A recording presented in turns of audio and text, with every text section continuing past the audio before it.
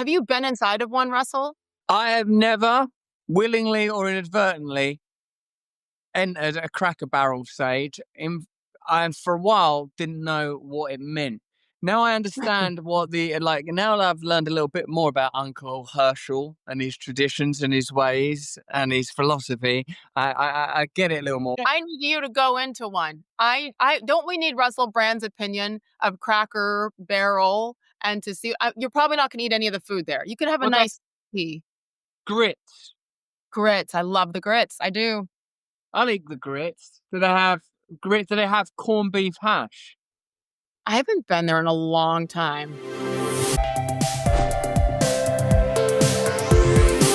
Hello there, and welcome to Actual Friends with Sage Steele and Russell Brand. You'll have to use your imaginations and your senses to work out who is who, and indeed where Dave Rubin is. Is he in Borneo? Where is he? He's the person that comes up with podcasts and then disappears into the darkest jungle with his husband and avoids all tech. What news will he be avoiding today? Well, among most people in the know are concerned about one marriage and one marriage only, and that's the marriage between Sage Steele and Dave, her intended. But the rest of the internet is alive with rumors. Well, not rumors, the simple fact that Taylor Swift got married. We'll be covering that story a little later with Sage. And we've got a few other things that I've brought to the table as well to do with branding, logos, and semiotics. Sage, you look real well. Where are you, mate? I'm finally home in the free state of Florida. You're home as well. I haven't been here in like 5 weeks. And so I always brag about the view, right? Yep. It's amazing. It's amazing. So as I get ready to get married here very soon, I love Nashville, but I'm like, babe, do you see this? This is what we need, right? And on your end, I haven't seen you in this background before. Are you at home? Yeah, I'm watching The Patriot, Mel Gibson, Heath Ledger. I'm just hoping these plucky Brits are going to turn it around because at the moment it's not looking good for Cornwallis or King George III against the recalcitrant and disobedient colonies. These Brits, I tell you what, whip them into shape. What's the problem? Yeah, what's going on? We'll be talking about patriotism in a sense. I know that the film is called The Patriot, and you're not really sure actually who the titular patriot is. Is it Mel Gibson, a man drawn into a war? Is it Heath Ledger, devoutly determined to defend his family and his emerging new nation? Because this is sort of contemporaneous with the signing of the Declaration of Independence. Or are the British the patriots? It's difficult. You could analyze it from any one of a number of perspectives because signs, symbols, and language evidently matter. In the sort of recent wake and farrago around branding, the latest victims are Cracker Barrel, who changed their branding, received some ire, even from the president, and have now reversed it. Look, they changed from that Cracker Barrel, a kidney bean with a man leaning against it, to a sort of a more streamlined piece of branding. I imagine it's probably because of online marketing. I imagine was what was the origin of that decision. I do remember when the football team I support, Sage, West Ham United, changed their logo from. Well, look, hold on, let me show you the tattoo. Like West Ham's logo. Oh, excuse me, I'm going to have to clamp the phone between my knees. So forgive me if you see it. That's the inside of my knee. It's not that kind so that's West Ham's original branding, but they changed it to some crossed hammers, like just crossed hammers to make it sort of simpler. You can see there's a castle with crossed hammers over it. Some of that tattoo was done actually in my married days when I was married to Katy Perry, actually, and I just had the hammers done, and there was a sort of a swirl that was consistent because those tattoos were done. She got tattoos done for everyone on her tour, and I got that tattoo done around that time. So there was like a candy cane swirl in the background, which I did get tattooed over while I was still married, not, in some sort of like attempt to unravel the marriage, not at all, but to just to be truer to the West Ham logo. Now, the fact is West Ham's logo was originally two hammers. Then they added the castle, so people were able to make an argument. So Okay. Matt Von Swall says, you disappointed the entire country. Now, it really amazes me, actually, how I was going to say how much the strength of emotion around branding and logos, because the let's face it, the function of a business is to generate revenue, and their branding is just to make their particular business identifiable, as well as to elicit certain emotions that make their product or service sell better. Now, why do you think it is, Sage, that we're finding ourselves allocating such strong tribal emotion to corporate decisions? Because it's unnecessary. And that apparently his name is Uncle Herschel, the Mm. one leaning against the barrel. And it's obviously Cracker Barrel, very country, very southern. And then you have an executive team of, I think, 13 women who come and say, we need to modernize this. We need to change it and clean it up and, you know, make it seem more inclusive almost because that country vibe isn't as appealing to people in New York City, apparently. I think sometimes it's like, if it ain't broke, don't fix it. Why are you touching something that has been iconic really since 1969? 55 years and going strong. And I know that every time I've gotten on the road and traveled in most parts of the country, that's the only time I ever had Cracker Barrel. They're along major highways across the country, and it's fun and it's comforting and it's soul food. And you go and you play the games and you get little tchotchkes that you don't need. Like, why mess with it? And I think that that's why people said, we're up in arms over it. Is it just a logo? Yes, but to many, it's about their childhood and driving the back of a station wagon and pulling up at Cracker Barrel. It was a treat.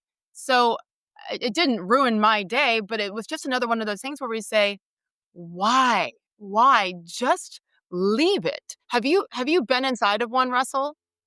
I have never, willingly or inadvertently, entered a Cracker Barrel stage. And for a while didn't know what it meant. Now I understand what the like. Now that I've learned a little bit more about Uncle Herschel and his traditions and his ways and his philosophy. I get it a little more. But really, is sort of the macro underlying argument is change versus progress, which is an argument that's sort of playing out in every cultural arena. That you're so right. Change versus progress. And I think it'd be different. Like you saw on the pancake mix, Aunt Jemima, where all of a sudden that went from the one that I always bought for my kids until I started making it from scratch. And it just went from what was there to, well, now it's racist. No, actually, not necessarily. I liken it a little bit to the Washington Commanders NFL football team. That's what they call it now. After can't call it Washington Redskins because Uh, that's offensive too. And you actually had people who it was apparently named after all those years ago coming out recently saying, "You never even asked me if it offended me," and actually I took it as a compliment. So I think when all these fancy people with titles up in their C suites just come up with these ideas. Sometimes I wonder, are they doing it just to be able to say, I did this and to remain or become relevant instead of leaving something alone that actually stands for something good? Cracker Barrel is Americana. Cracker Barrel is is just simple. In the South, primarily, you go in and you know what you're going to get. The menu is the same around the country. So sometimes change for change's sake is not necessary. And I love the fact, forgive me for loving it, that they lost about 100 million bucks. I mean, the stock dropped significantly. So as we now know, the CEO has come out and released a statement and changed it, saying, never mind, we're going to go back to all of it. It's amazing what happens when money starts to leave, starts to fall by the wayside, and then all of a sudden people revert back. I like that they listened. Let's give them credit, right? They listened to what the public was saying and they went back to it. I need you to go into one. I don't. We need Russell Brand's opinion of Cracker Barrel, and to see. You're probably not going to eat any of the food there. You could have a well, that's nice tea. grits. Grits. I love the grits. I do. I like the grits. Do they have grits? Do they have corned beef hash? I haven't been there in a long time. I need to go to Louisiana and have a broil. If I don't eat a broil, shoot a gator, drag a toad out of the soil, I'm not having a good morning. I'm a man of the South now. I'm as redneck as they come. Like I ride around in a Ford truck, shirt off, firearm on my lap. I'm fully No, south you now. don't. No, you do not.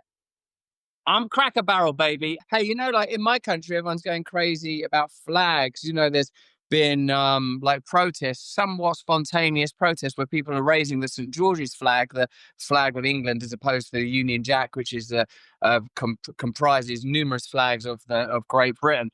They've been putting them up street lights. They've been putting them up, like raising bunting, and also elsewhere in my country, as you know, it's become a bit of a free speech pariah and a simultaneous dystopia.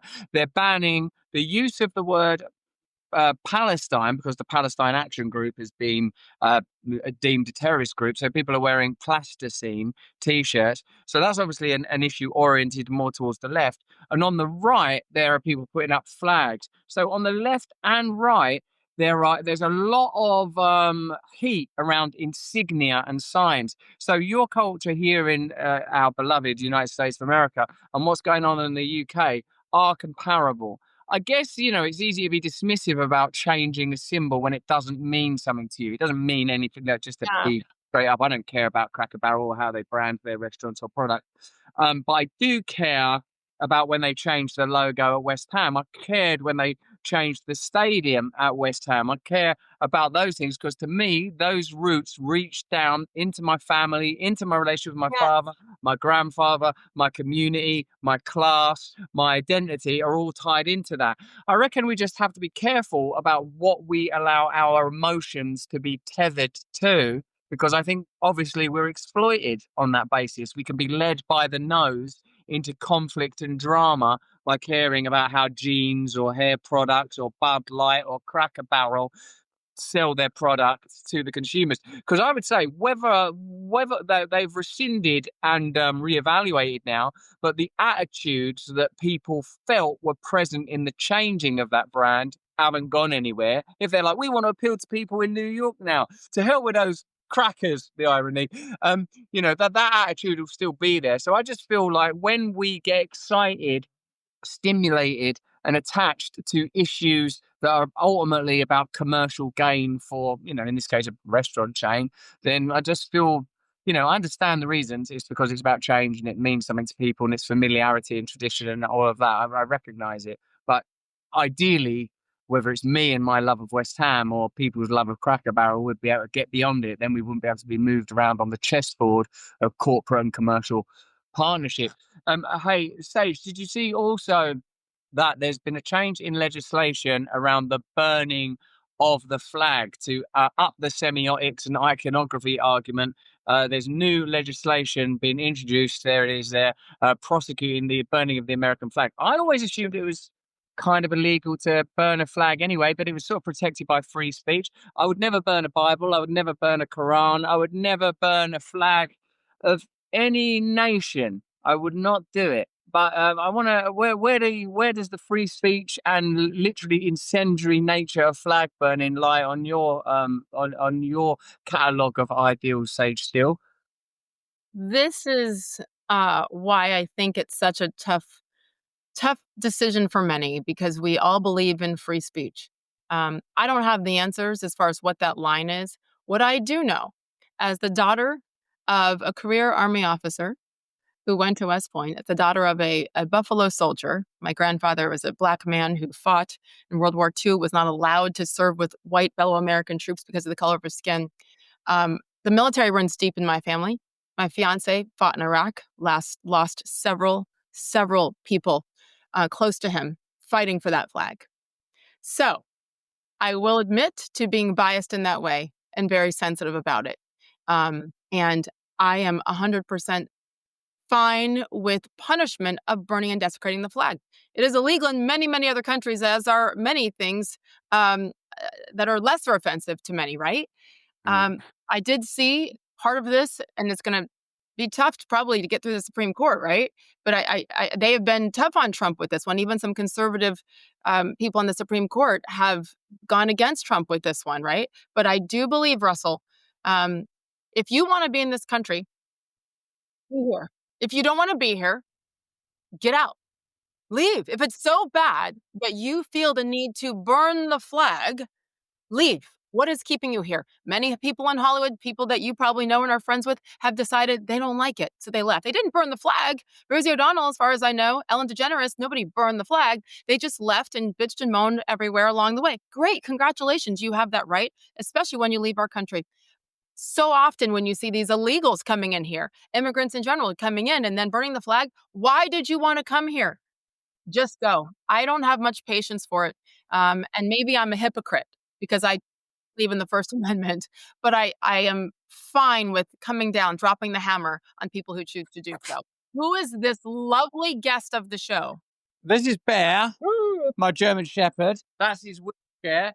That's Coco. She's our other dog. Two German dogs. You know, like I'm a pretty patriotic Brit and I love your country, but I got two German dogs. This German Shepherd and that Dachshund. And you know what our history is talking about the military. Our history with the Germans is a long and complex one. Yeah. So I suppose, is it kind of, do you think these legislations come about as a result of the ICE related protests? Was there a little bit of flag burning that went on there? I remember some people were waving Mexico flags and stuff like that. Is that what's the genesis behind it? Or do you think it's one of those things that Trump does to sort of, because he knows it's literally going to cause conversation and concern? Is it one of those things, or is there people burning flags? Yeah, I think it's probably trumped up a little bit, no pun intended, with the ICE raids, et cetera, but it's always been an issue. Think back a couple of years before this was is discussed as much, at least publicly, when people were kneeling during the national anthem at sporting events, these athletes, right? That was something that upset so many people and said, well, fine, they can't play on the team. They shouldn't represent America, et cetera. I don't know how you enforce that. I actually think that that's much different to take a knee for something that you disagree with during the national anthem, which I still think is not something I would recommend for my kids if they chose to be upset about something within our country and to protest. I personally think there are better ways, but that's a lot different than burning a flag. I do think it probably has been amped up because of that, but it has been a problem for a very long time. And as Donald Trump continues with making America great again, instilling pride, strength, not just within, but to people on the outside to view us that way. Perception does matter. It's doesn't surprise me that he's doing it now, and I fully support it. I feel like most Americans do. If you don't like it, you have the freedom to leave instead of burning. I is that too simpleton by me, Russell? Well, I just don't know what the problem that it's addressed. Obviously, like literally, it's the problem that's being addressed is the burning of the flag. But we've sort of spent the first 10 minutes of this conversation talking about symbols, all right, my daughter, and what they represent. And again, it seems like relevant in my country. There's this sort of spate of conflict around flags and icons and images. And I really support these protests in the UK where people are flying, British flags or English flags Yeah. specifically. But obviously, it's about reclamation of space. But one thing while you were talking this, Sage, that concerned me is it's clear that Britain is becoming more authoritarian. And how do we know Britain's becoming more authoritarian? Well, it's because of the literal introduction of more laws and more ways to control people.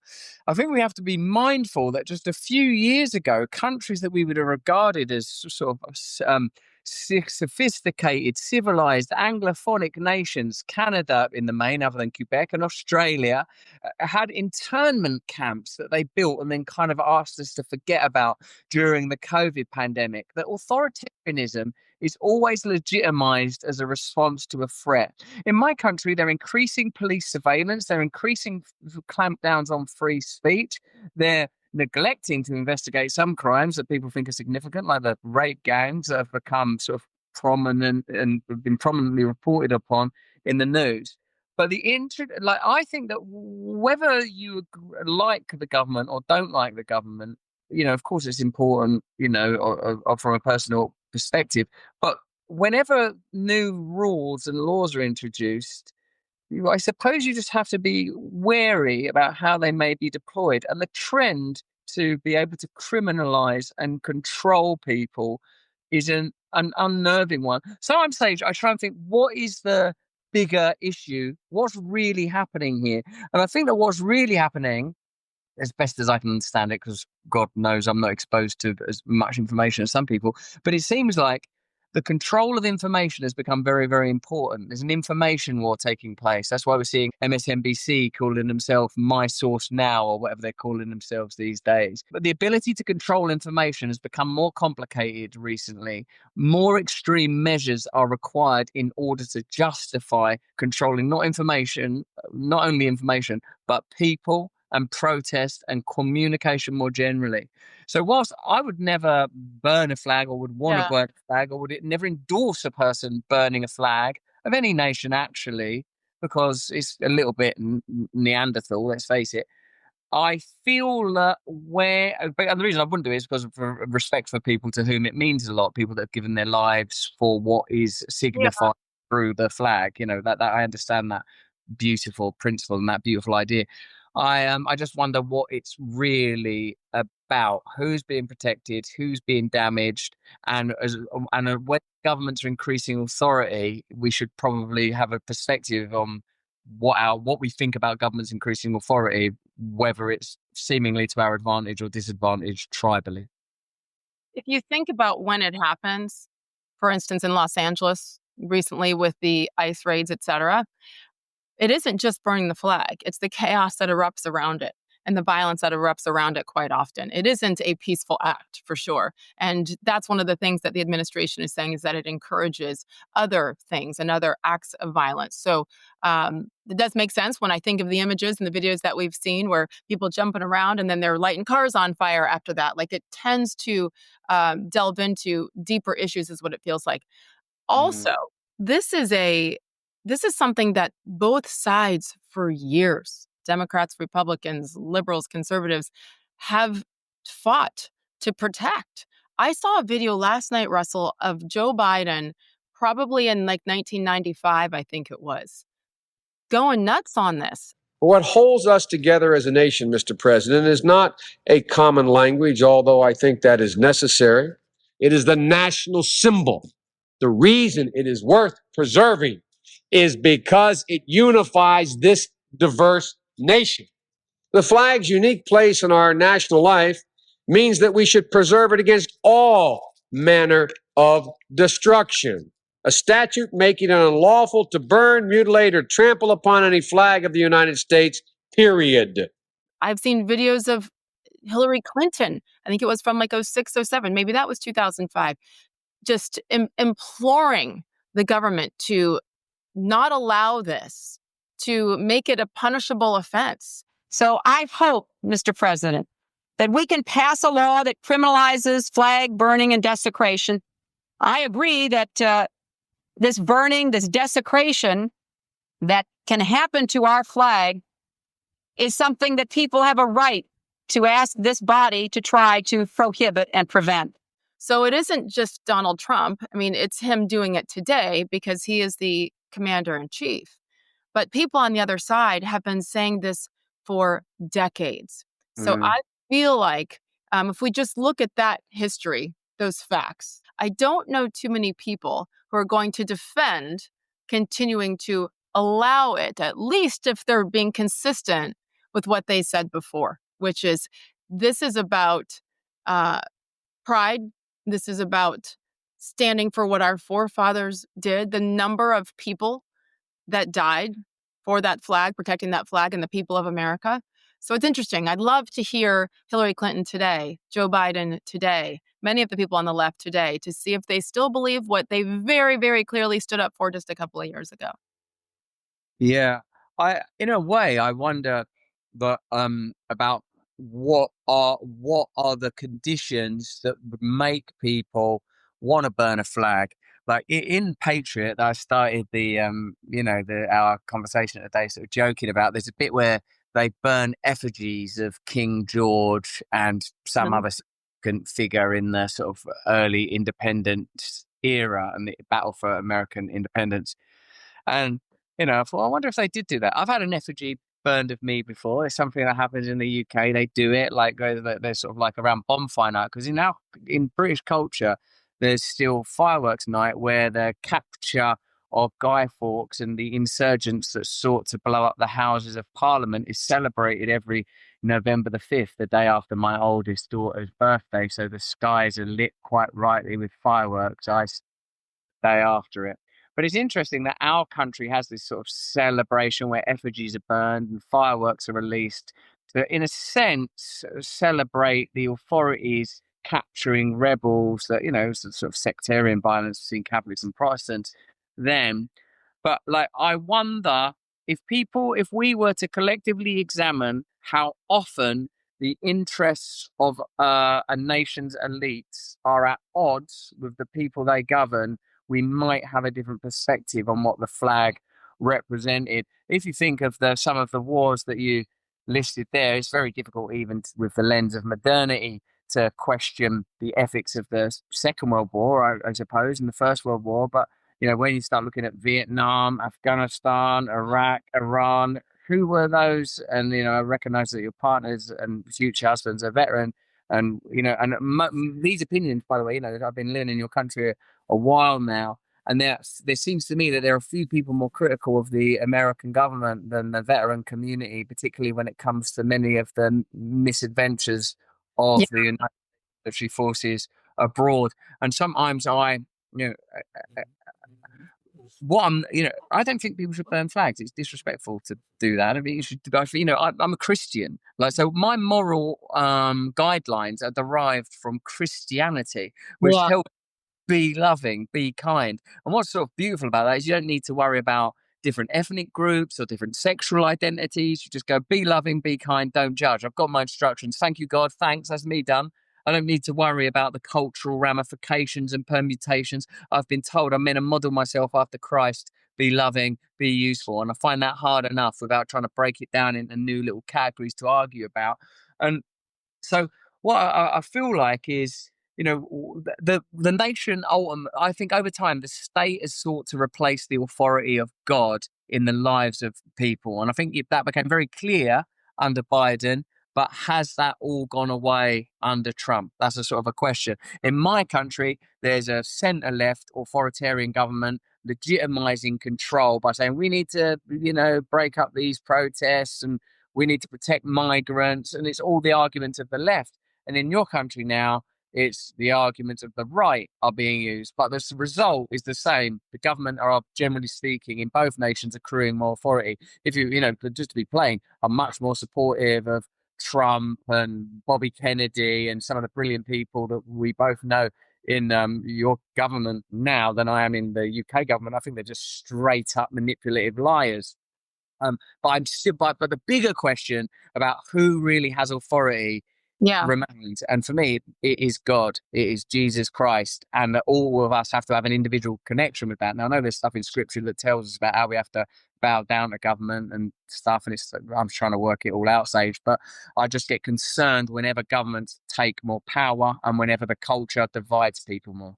I agree. And this is why one of the many reasons why I love you and love talking to you, because you tend to go back to that in your heart. Like, okay, what would Jesus want me to do? How would if I had a major disagreement, what's the best way to handle it? Is it with violence? Because that's kind of what that is. It certainly does incite that. Is that helpful? Does that change minds?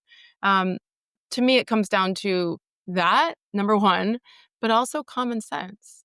It doesn't make sense for you to continue to live here if you hate it enough to burn the flag, a flag that means so much to so many people. So that's what I try to go back to now, is to remove it from a Republican, Democrat, right, left issue.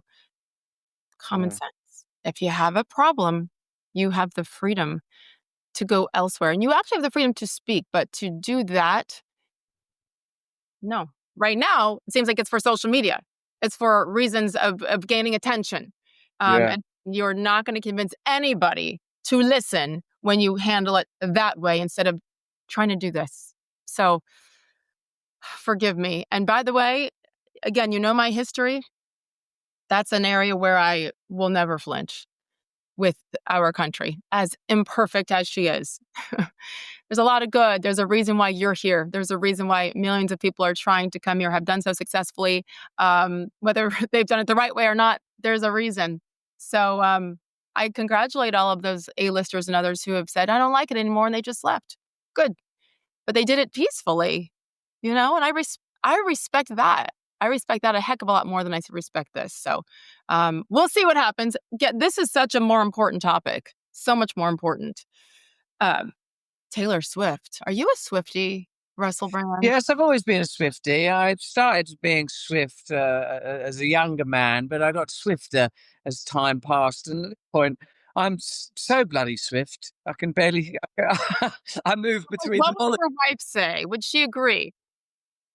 Oh yeah, no, I don't listen. I've been so good at evading popular culture. There's so many sort of people that are really, really, really famous. I've never seen their films or heard their music because mostly it's been out of self-interest. To be honest, I've not had time to look up at people's stuff. But Taylor Swift, there was a bit with my kids before we moved to America. My kids were into Taylor Swift because she was a big deal at the school where they went. But now my kids don't care about stuff like that. No. It really shows you how important environment is, because they go to church, they care about church stuff, they care about the things their friends care about. My little daughter's auditioning to be Alice in Wonderland, school play and stuff that's like my kids are not blessedly these days. Not well. Obviously, look, I'm a refugee from the culture as much as anything else. So Yeah. I'm not like, oh, the culture. I'm like, oh, I see how the culture operates. The culture uses you while it can, tells particular stories about you when it's convenient to tell those stories. Then when it isn't, should that take place, then it will annihilate you.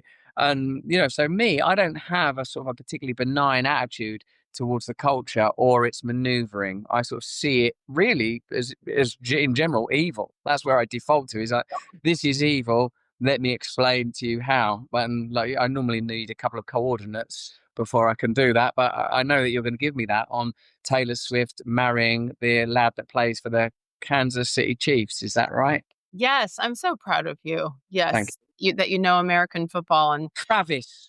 what I should ask you is, what position does Travis I Kelce? thought he was quarterback and that he had a beard and they got to the final relatively recently and that maybe they won it. They won the Super Bowl last time. That's what I think. No, that's what I think. A little off, but it's close. I mean, really, who cares that he's a tight end, not a quarterback, and that they lost in the Super Bowl? It's fine. It's fine. It's fine.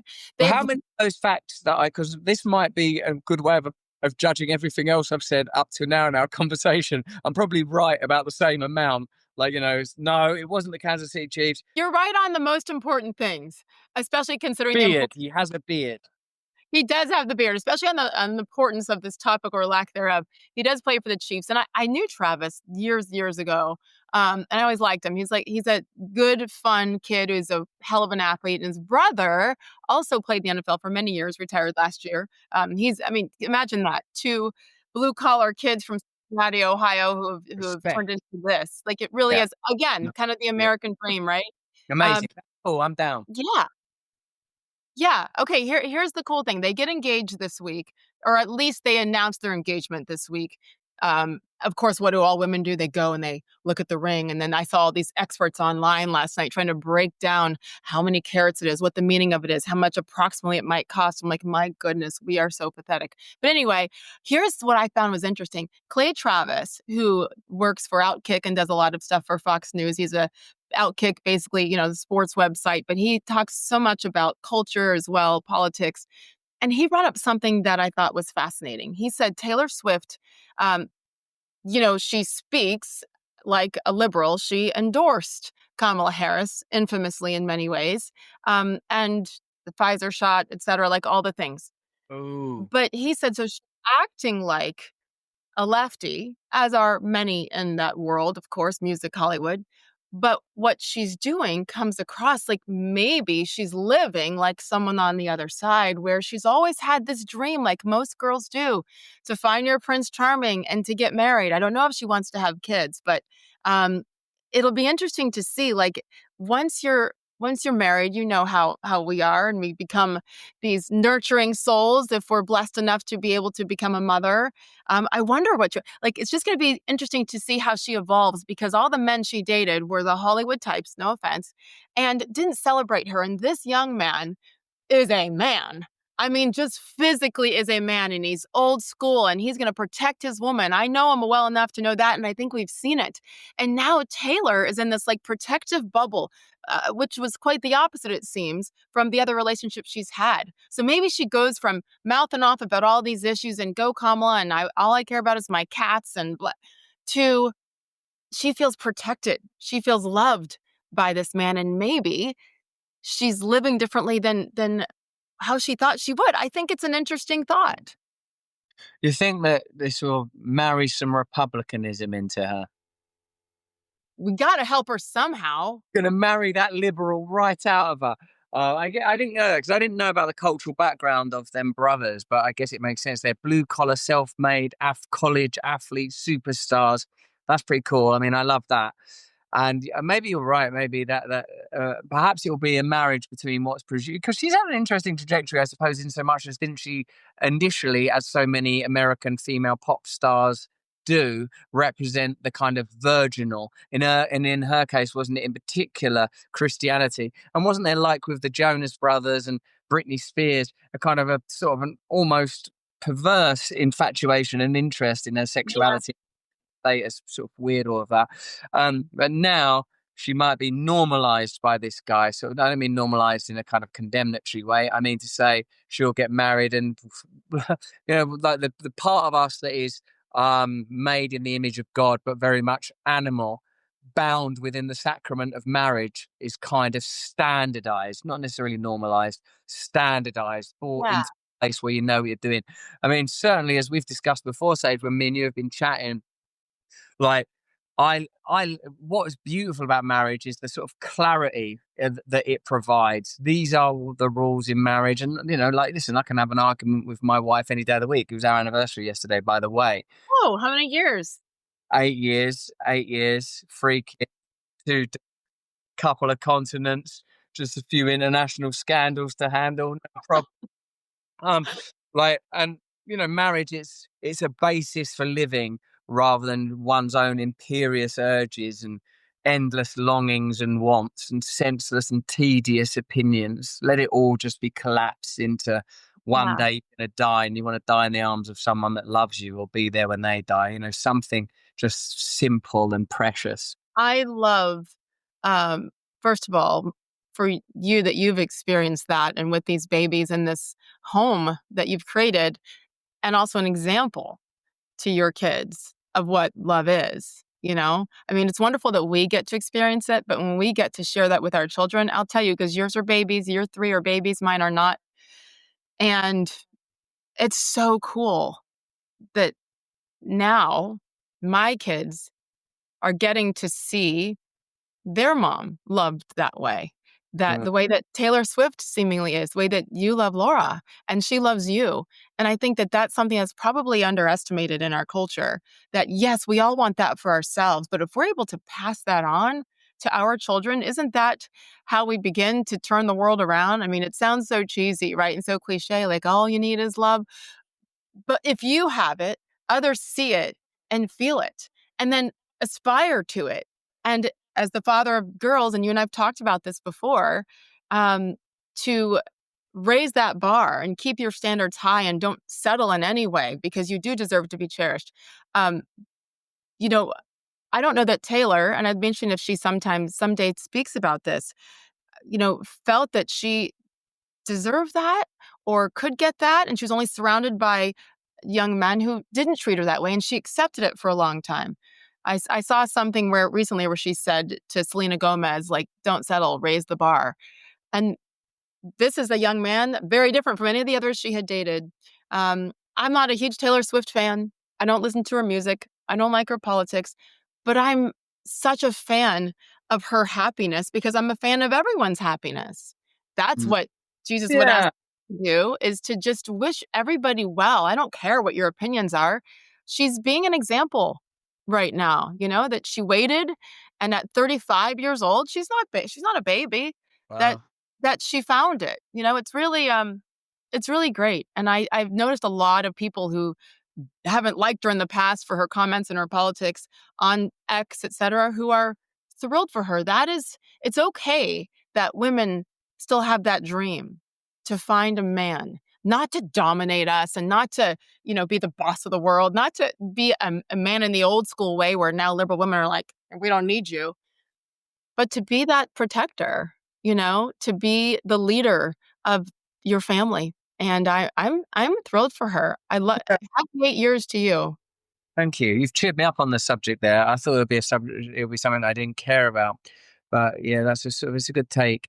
And I feel also that the political, like, if what people dislike about Taylor Swift has been her politics, that really the politics are an extension of the career rather than a indigenous, native, or heartfelt set of beliefs.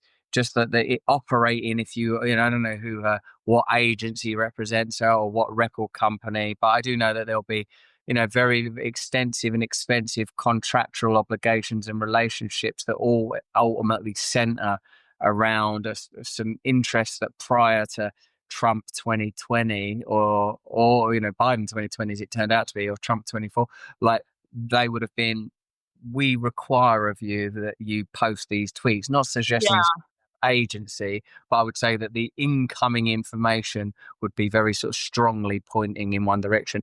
I mean, there's a reason that there's absolute homogeneity in Hollywood. It's not coincidence that everyone happens to.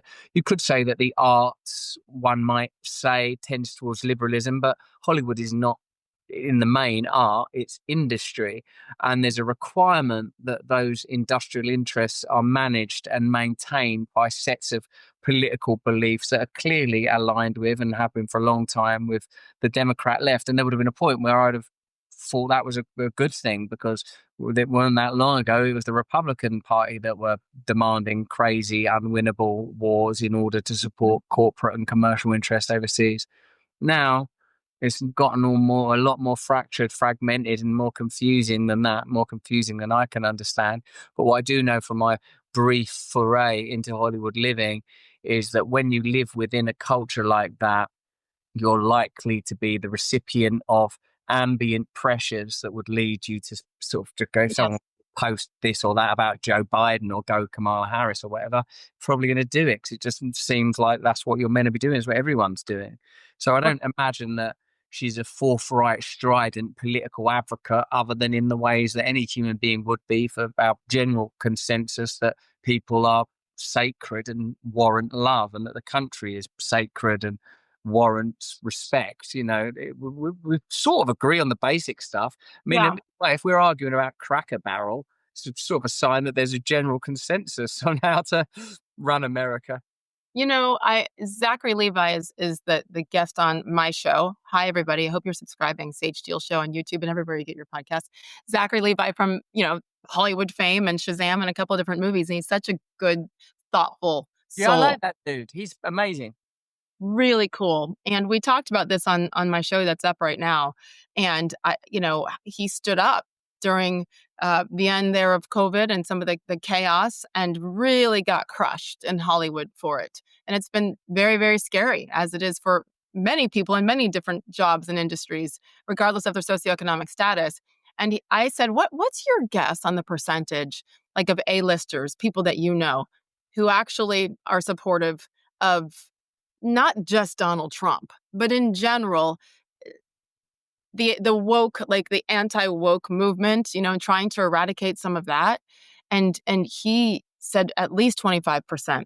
There's a lot of whispers, and that's just a guess. Of course, it's not scientific, but there's so many whispers at the production companies, at the networks, television networks, the shows, where people are like, yeah, this is crazy, but they're afraid to say it. So to your point, it's real. The fear is real. Even if you have $50 million in the bank, there's still a risk to do it. And I do understand that. That's why I love Zach for coming out and speaking up. And you have done the same. And there's a lot of things that come with that.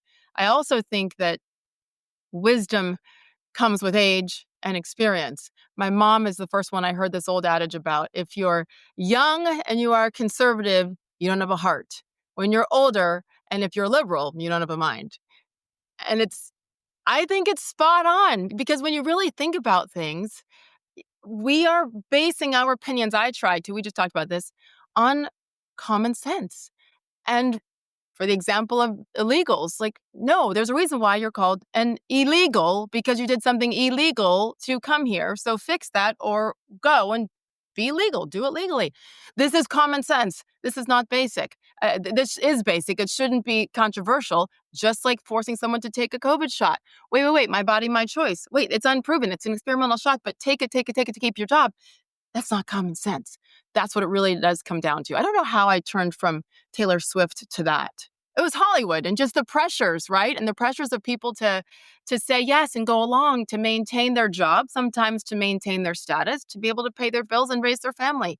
I get it, but the more people who speak up about common sense, and then do it sometimes even not speaking up just by example, I feel like there's so many more people and so much more support they'll actually gain by being honest about that, even if it's risky.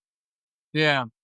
Sage, a friend of mine who's really famous ages ago, not ages ago, at the kind of commencement of identity politics and the various movements around them, said it's just accepted now in celebrity that there's your actual opinion and the stuff that you're allowed to say and required to say, actually. Ugh, it Like you breaks my heart.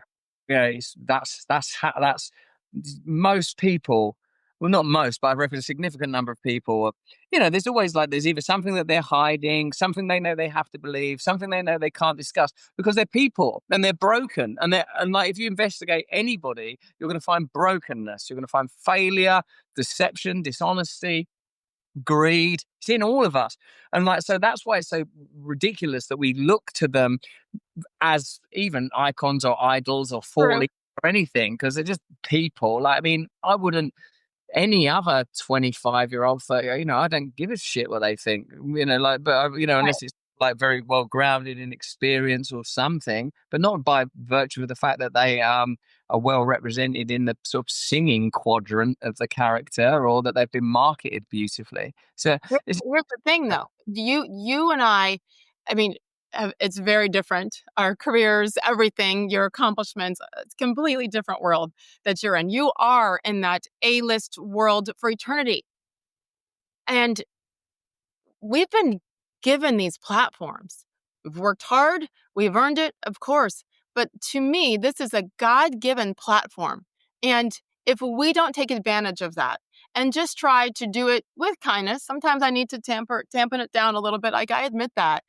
But I truly believe that I'm on this earth to be the mother to these 3 kids who aren't even kids anymore, they're adults, and to use my voice to try to bring people together and just to have conversations. When you have a conversation, people soften, So if we're given this, which I do believe is based in faith, I feel an obligation now to be very honest with my opinions, my whys that can maybe help others along the way.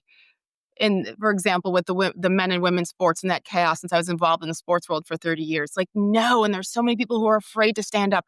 Let me use my little platform to try to help them, or else what a waste. And I'm not saying it's easy, but there is fear. The fear is real. What a waste if we don't use what God has given us.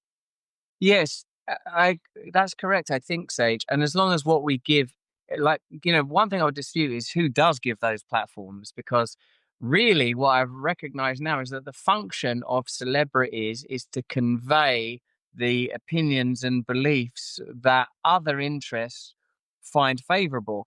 That when there's a countercultural movement, whether it's Elvis Presley being a bit too sexy or the Beatles being a bit too druggy, or any contemporary celebrity with a reach who steps out of alignment with the broader views of the establishment, they're punished. And that helps me to understand that the reason the pantheon can accommodate a degree of dispute and conflict as long as in general they're pushing you towards consumerism, progressivism, Yeah. beauty as significant, and a kind of godlessness. I know that there are, people in England might think it's ridiculous for someone to say that because so many American stars, athletes, and artists, de facto thank God from the podium when they're decorated in some way. But really, Sage, if it is a God-given platform, as you say, then we must use it to amplify the message of God and to honor Jesus Christ, and not to ever seek honor for ourselves, and to recognize our fallibility and his perfection and his power, and the requirement that we find him and we live as he would have us live. And that includes some pretty powerful and difficult to achieve standards like non-judgment. And I Yeah. don't hold, how one as a Christian or as a person holds those things continually in your head. Like we do this, and I remember, don't be judgmental. And I'm like, oh, yeah. And I sort of back off again, So sort of, it's a difficult path, but the alternative is a kind of nihilistic, hedonistic, hollow, disgusting, vapid Babylon that we have to resist. So we've been a little judgy about our co-host Dave Rubin for just dumping us as he Yeah. takes his annual hiatus in the month of August. I've So condemned and damned him. so I believe he's back next week when this show airs. How are we going to welcome him back without being judgy?